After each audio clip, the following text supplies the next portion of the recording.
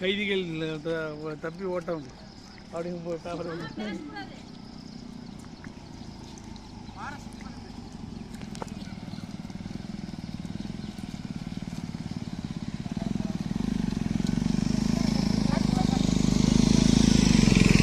மாரியம்மன் கோயிலுக்கு வந்துட்டோம்.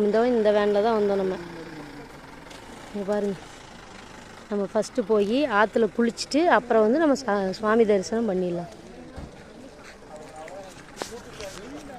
இங்கே பாருங்க, கடை சின்ன சின்னதாக கடை போட்டு இங்கே கிடைக்கிறத மட்டும் வச்சு வச்சுருப்பாங்க. இது காது வலிக்கு நம்ம வந்து விளக்கணையில் காய்ச்சி போடலாங்களாமா. இங்கே வந்து ஆத்தாட்டு நம்ம வாங்கிட்டோம். மோட்சிதா வேறு அடிக்கடி காது வலின்னு சொல்கிறாளுங்களா,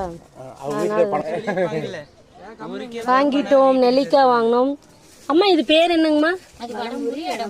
வடம்புரி இடம்புரிங்களா? சரி சரிங்க. இதுதான் மொடவாட்டம் கிழங்குன்னு சொல்லுவாங்க. இதுதான் மொடவாட்ட கிழங்குங்களாமா?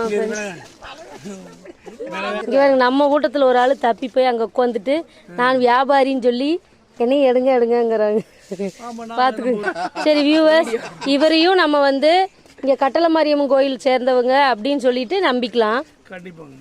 நாங்கள் பல வருஷமா எங்கள் முன்னோர்கள் மூத்த முன்னோர்கள் எல்லாருமே இந்த ஊரில் இருக்கிறோம். நெல்லிக்காய் எலுமிச்சம்பழம் வியாபாரம் பண்ணுறாங்க. உங்களுக்கு என்ன வேணும் அந்த இடத்துக்கு வாங்கிட்டு போங்க. ஓகே. இப்போ ஒரு வரலாறு சொல்ல போகிறாங்க. இந்த தொந்தியை பற்றி நீங்கள் கேட்குறீங்களா? இது வந்து எங்கள் மாமியா கொடுத்த தொந்தி. மாமியாவோட சீர்வரிசைங்களாமா? பாத்துக்கோங்க. அவங்க எனக்கு நல்ல சாப்பாடு ஆக்கி போட்டு போட்டு நல்லா வச்சு பார்த்தாங்க. சரி, நம்ம குளிச்சுட்டு வந்து இன்னொரு கறிஞ்சோறு எங்க சாப்பிடலாம் ஃப்ரெண்ட்ஸ். இவங்களை இப்படியே கேட்டுட்டு இருந்தோம்னா அவ்வளவுதான். இங்க பாருங்க ஃப்ரெண்ட்ஸ், இப்ப நம்ம ஆத்துக்கு போறோம். அதே பாருங்க எங்க மச்சாண்டார் எந்த ஆங்கிள் சொல்றாருன்னு பாருங்க. மாமா ஆத்துக்கு போலாமா? எல்லாரும் வாங்க, குளிக்கலாம், குத்தாலமா இருக்கலாம், கொண்டாட்டமா இருக்கலாம். இன்னைக்கு வாழ்க்கையில நல்லா குளிக்கலாம். வாங்க. பாருங்க, கட்டளை மாரியம்மன் கோயில தான் வந்து நல்லா குளிக்கலாங்கிறாரு. வாங்க குளிக்க போலாம். ஆத்தா புடிச்சதெல்லாம் நமக்கு போயிரு. நமக்கு இருக்கிறது வாங்க போலாம் வெளியே.